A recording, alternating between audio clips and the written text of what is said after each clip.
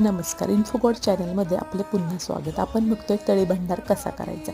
3दा तामण खालीवर करून जय घोष जय मल्हारचा केल्यानंतर ते तामण पुन्हा खाली ठेवायचे आहे व त्यातली जी खोबऱ्याची वाटी व भंडार आहे ते घ्यायचे, खोबऱ्याचे तुकडे करायचे, भंडारामध्ये मिक्स करायचे व हा भंडारा मिक्स भंडार खोबरं देवावर उधळायचे, आपल्यावर उधळायचे. उधळत असताना जय मल्हारचा जय घोष आनंदाने उत्साहाने डंका वाजवत करायचा आहे व हा भंडारा कपाळाला लावायचे. त्यानंतर पुन्हा तामण उचलायचे व 3दा खालीवर करायचे जय मल्हार व जय भाचाचा जय घोष करत.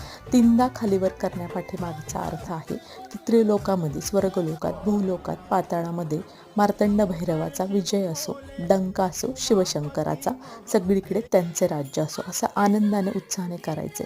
त्यानंतर घरामध्ये गणरायाची व खंडेरायाची आरती करायची. अशा प्रकारे तळी भंडार पार पडतो. उर्वरित माहिती नैवेद्याबद्दल पुढील भागात भेटूया लवकरच.